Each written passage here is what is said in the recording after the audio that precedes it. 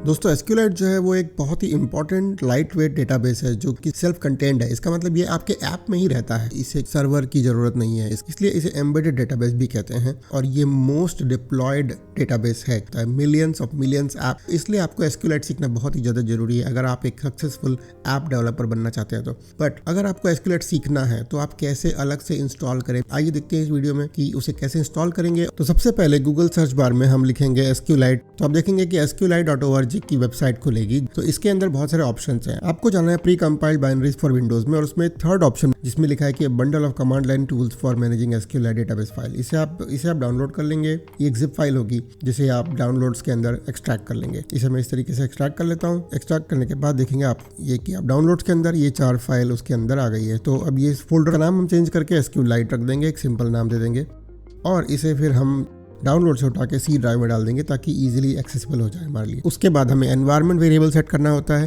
Windows की command line पे लिखेंगे एनवायरनमेंट वेरिएबल, जिसमें दिखाई देगा आपको एडिट द एनवायरनमेंट वेरिएबल, उस पर क्लिक करेंगे तो आप देखेंगे सिस्टम प्रॉपर्टीज ओपन हो गई है। सिस्टम प्रॉपर्टीज में हम एनवायरनमेंट वेरिएबल पे क्लिक करेंगे, उसके बाद सिस्टम वेरिएबल्स में जाएंगे और न्यू पाथ ऐड करेंगे, और उसके बाद एडिट पे क्लिक करेंगे और एडिट में हम न्यू पाथ ऐड करेंगे। जिस पाथ पे हमने SQLite सेव किया है तो हम लिख देंगे C SQLite, फिर उसे ओके कर देंगे। अब हमें क्या करना है, अब हमें SQLite इंस्टॉल करना है कमांड प्रॉम्प्ट के जरिए। फिर से हम कमांड प्रॉम्प्ट में जाएंगे, तो सबसे पहले हमें फोल्डर चेंज करना है, हमें उस फोल्डर में जाना है जहाँ पर SQLite हमने स्टोर किया हुआ है। तो उसके लिए मैं लिखता हूँ cd .cd और उसके बाद cd SQLite। उसके बाद अब मैं उस फोल्डर पे आ चुका हूँ। उसके बाद इंस्टॉल करने के लिए मैं लिखूंगा SQLite 3, क्योंकि उसके अंदर मेरे पास SQLite 3 है। SQLite 3 लिखते ही अब ये देखेंगे आप यहाँ पे जो प्रॉम्प्ट है वो SQLite बन गया है। इसका मतलब अब SQLite उस पर इंस्टॉल हो चुका है। अब आप उसमें SQLite के सारे कमांड रन कर सकते हैं। सबसे पहले मैं एक डेटाबेस क्रिएट करता हूँ, तो उसके लिए मैं लिखूंगा .opendatabase.db, और जैसे ही मैं उसको एंटर करता हूँ वो डेटाबेस क्रिएट हो चुका है उसी फोल्डर में जहाँ पर SQLite रखा हुआ है। कंफर्म करने के लिए हम उस फोल्डर में जाके देखेंगे, आप देखेंगे कि वहाँ पर एक database.db फाइल आ चुकी है। ग्रेट।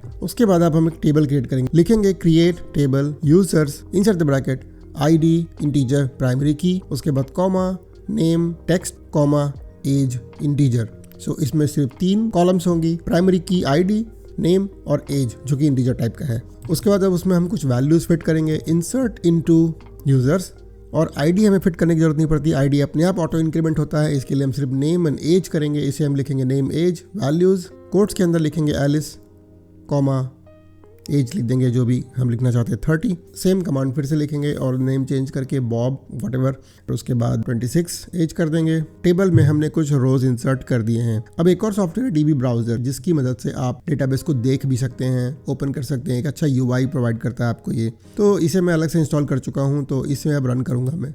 इसे ओपन करने के बाद यहाँ पर एक ओपन डेटाबेस टैब है, क्लिक करूंगा और उसके बाद उस फाइल को सिलेक्ट करूंगा, डेटाबेस को ओपन कर लूंगा।